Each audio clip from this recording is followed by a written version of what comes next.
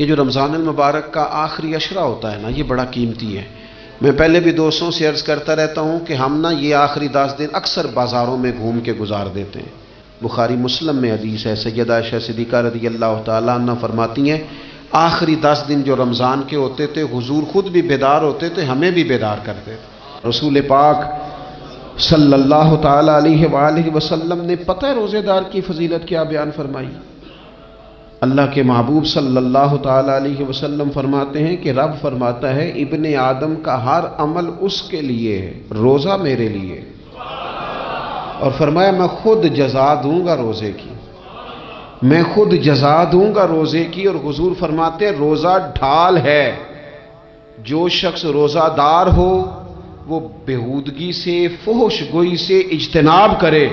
اور اللہ کے محبوب صلی اللہ تعالیٰ علیہ وسلم فرماتے ہیں اگر کوئی شخص اسے گالی دے، اگر کوئی شخص اس سے جھگڑا کرنا چاہے تو پتہ کیا جواب دے؟ اسے کہے بھئی میں روزے دار ہوں، میرے منصب کا تقاضا نہیں کہ میں تیرے ساتھ الجھوں۔ اور رسول پاک صلی اللہ علیہ وسلم فرمانے لگے اوہو اتنی بڑی بات۔ حضور فرمانے لگے، یہ صحیح مسلم کے لفظ ہیں، کریم محبوب فرمانے لگے مجھے اس رب کی عزت کی قسم جس کے قبضے میں محمد عربی صلی اللہ علیہ وسلم کی جان ہے، حضور فرماتے روزہ دار کے منہ کی خوشبو اللہ تعالیٰ کے نزدیک قیامت کے دن مشک کی خوشبو سے بھی زیادہ بکت والی ہوگی۔ اس کے منہ سے جو خوشبو آتی ہے قیامت میں مشک پیچھے رہ جائے گا، اور رب کی بارگاہ میں صرف روزہ دار کے منہ سے۔ اگر تیرے منہ کی خوشبو رب کو اتنی پسند ہے تو تجھے بھی تو اپنے منصب کا خیال ہونا چاہیے۔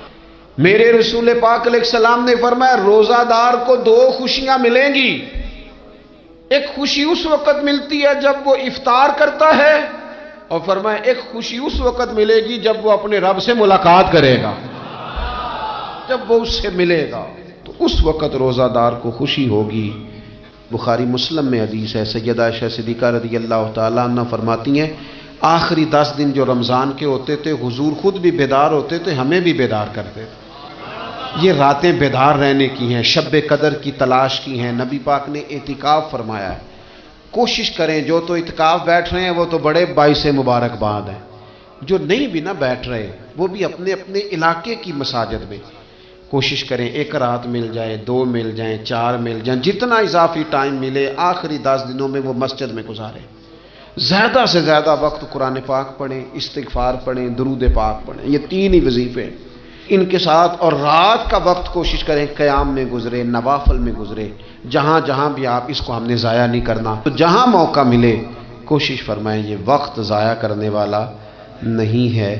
یاد آتی ہے تو آنسو بھی نکلتے ہیں، دعا بھی نکلتی ہے۔ تھے کچھ لوگ پچھلے سال جو اس سال موجود نہیں ہیں، وقت تیزی سے گزر رہا ہے، تو یہ سعادتیں بڑی قیمتی ہیں، ان کو ضرور حاصل فرمائیں۔ میرے دوستو خوشی تو جو ہوگی سو ہوگی، لیکن یہ لفظ بڑے حسین نہیں کہ روزہ دار کی رب سے ملاقات ہوگی، یہی لفظ بڑے باکمال نہیں؟ ایک روایت میں تو یہ ہے نا کہ روزہ میرے لیے ہے میں اس کی جزا دوں گا، اور ایک روایت میں یہ ہے کہ روزہ میرے لیے ہے اور رب فرماتا ہے میں خود روزے کی جزا ہوں، یعنی باقی نیکیوں پر ثواب ملے گا، روزہ رکھنے والے کو رب رحمان ملے گا۔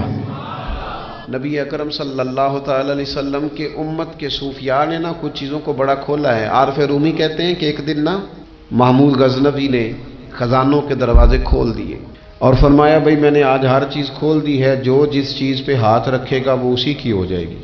لوگ دوڑے، کوئی سونے کی طرف، کوئی چاندی کی طرف، کوئی جائیدادوں کی طرف، کوئی خزانے کی کنجیوں کی طرف، کوئی بڑے بہترین گھوڑے اور اونٹوں کی طرف، لوگ دوڑ گئے، جو جس پہ ہاتھ رکھے گا اسی کا۔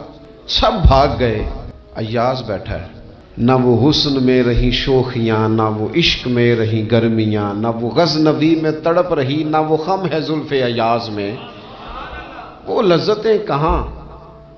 ایاز چپ کر کے بیٹھا ہے۔ پھر محمود نے ایاز کی طرف مخاطب کر کے کہا ایاز اٹھنا نہیں، آج لوٹ سیل لگ گئی ہے، جو جس چیز پہ ہاتھ رکھے گا اسی کی۔ ایاز کہنے لگا بات پکی ہے نا، تو محمود خوش تھے، موڈ بڑا اچھا تھا، کہا بالکل پکی ہے. تو ایاز کہنے لگے چلو ٹھیک ہے. ایاز اٹھے، پیچھے سے جا کے نا تو محمود کے کندھے پہ ہاتھ رکھ دیا. محمود کے کندھے پہ ہاتھ رکھا. محمود کہنے لگے یہ کیا بات کا، آپ سے میں نے پوچھا تھا بات پکی ہے، جو جس پہ ہاتھ رکھے گا اسی کا نا. تو تھوڑی دیر پہلے مسکراتے چہروں میں آنسو آ گئے. ایاز بھی روئے تو محمود بھی روئے. کہا بادشاہ پکا رہنا، وہ جن کو خزانے چاہیے تھے وہ دوڑ گئے، مجھے تو چاہیے. لنگ کئی مہینے تے برس گئے تے تیری دید نو دیدے ترس گئے، تیری تو ملے گا. تو پھر کہا محمود نے، اس نے کہا میں وعدہ کر چکا تھا، بس ٹھیک ہے، باقیوں کے خزانے اور میں تیرا. طے ہو گئی. فرمایا باقی نیکیوں پر ثواب ملے گا، اور روزہ رکھنے والے کو رب رحمان ملے گا، اللہ کا قرب ملے گا. دیکھو نا، وہ خاص انسان کو کیفیت حاصل ہوتی ہے روزے میں، رب کے ہونے کا یقین. وہ جو صوفیاء کہتے ہیں نا مراقبہ کرو، وہ نصیب ہوتا ہے. یعنی کسی کو کیا پتا ہے اس کا روزہ ہے کہ نہیں، اکیلا ہے نا گھر میں، فریزر بھرا ہوا ہے، نہیں نہ کھاتا. کیوں؟ اسے پتا ہے میرا رب میرے ساتھ ہے، میرا رب مجھے دیکھ رہا ہے. بس یہ تصور توحید پکا ہو جاتا ہے رمضان. تو پھر اللہ تبارک و تعالیٰ کی بھی خاص رحمت اور کوئی خاص ہی اعزاز. حضور فرماتے ہیں جنت کے کئی دروازے ہیں، ایک باب الریان ہے، اس سے صرف روزہ دار گزریں گے. آواز ہوگا روزے والے آ جاؤ، وہ آ جائیں گے. فرمایا اس خاص دروازے سے گزرو. جب گزر جائیں گے تو فرمایا بند کر دو بھائی، اور کوئی نہیں گزرے گا یہاں سے. دروازہ ہی مخصوص ہے، ان کا اعزاز ہی ذرا زیادہ ہے. تو میرے عزیز، رمضان شریف کے اندر وہ منصب کا بس خیال رکھیں کہ میں روزہ دار ہوں، اس احتیاط کے ساتھ. اور دوسری جو رمضان کی چند عبادات ہیں نا، سب سے پہلی تو میں عرض کروں گا تراویح کے حوالے سے. یہ بات یاد رکھ لیں کہ نبی پاک علیہ الصلوۃ والسلام نے فرمایا جس نے ایمان اور احتساب کی نیت کے ساتھ رمضان میں قیام کیا، اللہ اس کے پچھلے سارے گناہوں کو معاف فرما دے گا. اور ایک مقام پر نبی پاک صلی اللہ تعالی علیہ وسلم نے بیان کیا، یہ مشکات میں موجود ہے. حضور فرماتے ہیں رمضان اور قرآن دونوں قیامت کے دن بندے کی شفاعت کریں گے. رمضان کہے گا یا اللہ میں نے اسے دن بھر کھانا کھانے سے باز رکھا، اور تیری بارگاہ کے حکم کے مطابق اس نے اپنے آپ کو ان چیزوں سے بچا کے رکھا. اور قرآن کہے گا مالک رات میں نے اسے نیند سے روکے رکھا. کیا مطلب؟ اس نے کھڑے ہو کے عبادت کی. اگرچہ اس سے مراد شارحین حدیث نے تراویح بھی لیا ہے، تہجد کی نماز بھی لیا ہے، صلاۃ اللیل بھی لی ہے، لیکن میرے عزیز یہ خاص ربط ہے قرآن مجید کے ساتھ تراویح کا. مسنون ہے رمضان کی راتوں میں قرآن مجید اور تراویح کا پڑھنا. اگر تھوڑی سی نا طبیعت میں صرف تبدیلی پیدا کی جائے، میں نے دیکھا ہے کہ جو لوگ کہتے ہیں نا میرا وقت بڑا قیمتی ہے، بڑی ساری جگہوں پہ آپ کو بیٹھنا پڑتا ہے، بیٹھیں آپ 2 گھنٹے بیٹھیں، 3 گھنٹے بیٹھیں. میں نے دیکھا ہے لوگ جاتے ہیں کسی دفتر میں تو رات کو ہی چلے جاتے ہیں اس علاقے میں، کھڑے ہیں، پاسپورٹ کے دفتر کھڑے ہیں، شناختی کارڈ کے دفتر کھڑے ہیں، امیگریشن کی لائنوں میں کھڑے ہیں. کچھ ذہن تو بنائیں کہ میں نے رات کھڑے رہنا ہے اور اپنے رب کی عبادت کرنی ہے. تراویح کو ذرا ذوق سے آپ اگر تھوڑا ارادہ کر لیں گے نا، یعنی کوئی ایسا مشکل کام نہیں. میری تو رائے یہ ہے کہ پہلے 3-4 دن ذرا جم کے ذہن بنائیں اور تھوڑا سا نا روٹین کو بدلنے کی کوشش نہ کریں. جس امام صاحب کے پیچھے تراویح شروع کریں کوشش کریں ساری وہیں پڑھیں. روٹین بدلنے سے بھی سستی آتی ہے. ایک دن یہاں گئے، 2 دن وہاں گئے، تو یہ روٹین بدلنے سے بھی بعض اوقات سستی آتی ہے. کوشش کریں ایک جگہ پہ قرآن شریف سننا شروع کریں اور پھر پورا قرآن مجید وہیں پہ سنیں اور تھوڑا ذہن بنائیں. میں نے دیکھا ہے ہمارے استاد صاحب اس طرح کیا کرتے تھے کہ بہت تھوڑا کھانا افطاری کے وقت، تھوڑا، اور ان سے کہا جاتا آپ بزرگ آدمی ہیں، اتنا کم کھانا کیسے نظام چلے گا؟ تو فرماتے تھے میں 1 چپاتی اور آدھی چپاتی کھا لوں گا لیکن تراویح کے بعد. اب اگر زیادہ کھانا کھاؤں گا تو طبیعت میں سستی آئے گی، میرے لیے کھڑا ہونا مشکل ہو جائے. سادہ سا کھانے کے ساتھ افطاری کی جائے گی. اور تراویح کے لیے اپنے آپ کو ذہنی کہاں ٹائم ملتا ہے سارا سال قرآن پڑھنے سننے کا؟ یہ تو اللہ نے موقع عطا فرمایا ہے. تو تھوڑا سا اگر دلچسپی پیدا کی جائے، بڑا بڑا سونا قرآن مجید پڑھا جاتا ہے مساجد میں، بچے بڑی بڑی خوبصورتی سے، تو اللہ کا شکر ہے جگہ جگہ پہ، اور مساجد کے علاوہ بھی میں نے دیکھا ہے، ہم سے لوگ مطالبہ کرتے ہیں کہ ہماری فیکٹری میں رات کو بھی کام ہوتا ہے، اتنے سارے ورکر ہیں تو بچہ کوئی مل جائے قرآن شریف سنائے، فلانی جگہ بھی اتنے لوگ ہیں تو اگر موقع مل جائے، تو اگر تھوڑا ذہن بنایا جائے، شوق پیدا کیا جائے تو اللہ تعالیٰ فضل فرماتا ہے، انسان کو طاقت ملتی ہے کھڑے رہنے کی۔ ایک تو تراوی، روزہ، تراوی، اور تیسری بات ہے سحر اور افطار۔ یہ جو سحری اور افطار، یہودی جو تھے نا وہ سحری نہیں کرتے تھے، سحری کا نام و نشان نہیں تھا، روزہ رکھتے سحری نہیں کرتے، تو نبی پاک صلی اللہ تعالی علیہ وسلم نے فرمایا ہمارے اور یہودیوں کے درمیان فرق ہی سحری کا ہے، اور نبی پاک صلی اللہ تعالی علیہ وآلہ وسلم نے فرمایا سحری کھایا کرو، سحری کھانے میں برکت ہے۔ اور اگلی بات سننی آپ نے تو خوش ہو جانا ہے، سحری کو معمولی نہ سمجھے، سحری کرنا عبادت ہے۔